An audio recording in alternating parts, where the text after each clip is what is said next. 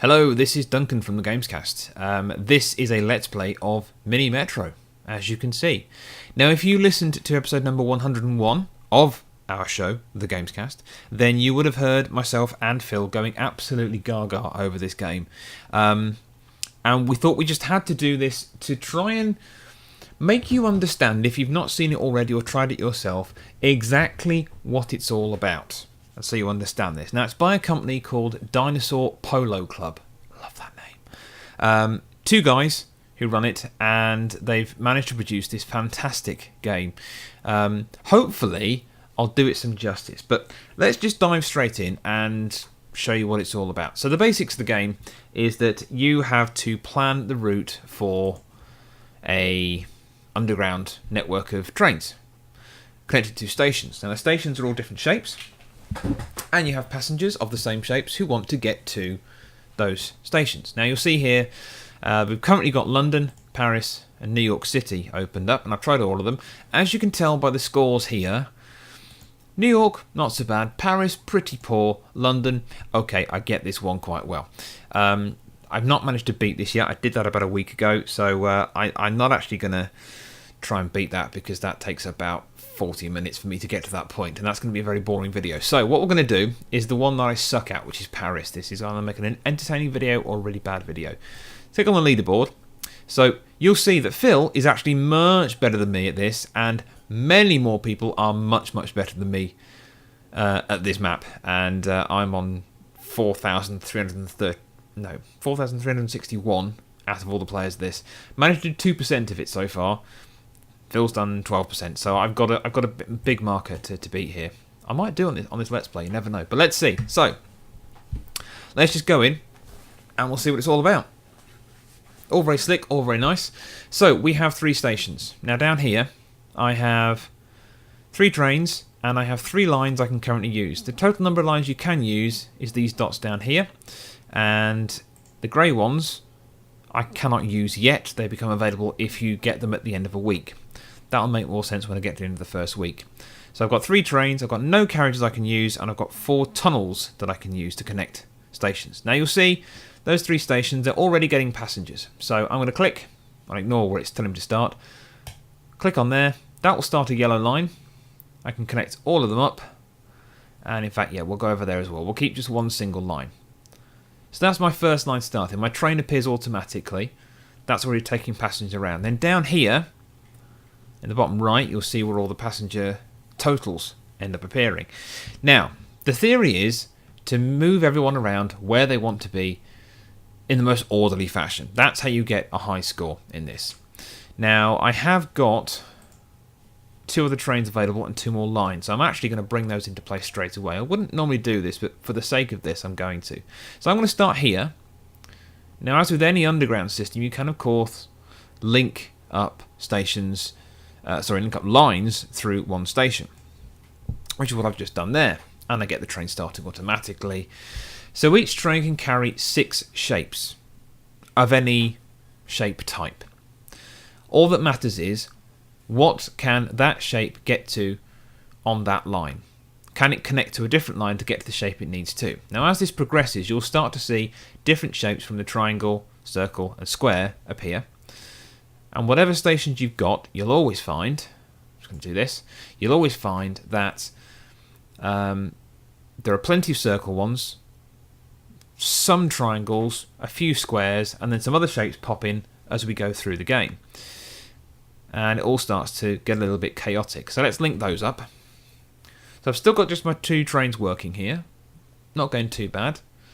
Now the clock up here goes round week by week by week. At the end of this week, I'm going to get the option to pick something else that I can use, which is any second now. Here we go. So week 2 is finished. I automatically get a new locomotive, which goes down to there. So I've now got 2. I've used 2 for these 2 lines already. And I can now pick to either spend some mysterious money on a carriage, which you then stick on one of the trains to obviously carry more passengers at one time, or I can pick tunnels. Now, I've currently run out of tunnels. So that's a bit of a problem for me, because at the minute, if you just see behind there, I've got another station that's just popped up of a different shape type. So I have to link that up somehow. Now, at this stage, carriages don't really make a lot of difference. So I'm actually going to pick a tunnel. You can bank whatever you pick and never use it and keep it for later on, but for me, tunnels is what I need right now. So what I'm going to do is I'm going to link up my blue line onto the new shape. Now, what I can also do is I can change the lines as I've built them. So I'm actually going to change this one. I've currently got a nice loop on the yellow line here. If I just do this, pull it away, and then it just breaks it. And that means, another one's appeared. So I'm going to hook that up and then that up. So I've now got both lines going through this special shaped station. There are very few of these will appear and until you get much later on into this particular level. Now I've still got an extra line I can use. I've still got the green line that I can put into play as well. And I'm considering I might do that because what happens is as these stations appear, this whole map will slowly but surely zoom itself out. I'm just using the mouse here. There's nothing else, no other control, just the mouse. That's all I'm doing. So I'm going to do that. That creates my line there. So a triangle and a square have gone on that train. Obviously they can't connect on this line, but of course there's triangles and squares on the other line, so that's how they get round. Nice and simple, you'd think. But it is simple, that's true, it is simple, but it's not always as simple as it should be, at least for me anyway, in my lacking mental capacity to think ahead and plan these things. So as I said, you can break these lines, change them around as much as you want. Obviously, you've got to be mindful of the fact if your train's going around and, you know, how many passengers you can get to and how quickly. Now, obviously here, got a bit of a problem because they're starting to line up. Now, you'll see shortly, when they line up and get so many, a little counter will start going around the station. When that gets full, it's game over. So I've got to shut up and actually start connecting these stations now. That's really going to be a good idea for me. So let's do that. And what we'll do is we'll actually... Oh, no, I can't do that one. If I connect it back to there, that gives me a loop. So now I'm going to break this completely. Yeah, pull that onto there. Then what am I going to do? We're going to break this. I don't quite know what my cursor's doing, but never mind. We'll do that. There we go. So another new station type's just appeared. So I get another train. It's the end of the week. Now I can have a new line or I can pick a carriage. I'm tempted by a carriage, but a new line actually right now would be quite beneficial. Let's go with the line. So I can now pick another, a light blue line this time. And what I'm going to do is I'm going to fail at doing that and hook these ones up. Get that working, that'll start moving around. Right, so there we go. So that station's now full. I've got passengers waiting outside the station. My timer is now going around this little faint circle. Probably can't see it very well, but it's going round and round that station. And I'm going to get even more problems if I don't hook these up as well. So we're going to do that right now. We've got another... Right, let's go down to you. Then we'll pull you round to there, and then you round to there. There we go. No, I need to loop that round to the... No, I can't do that. Bother. This is the thing that always gets me with this. I end up completely messing it up eventually.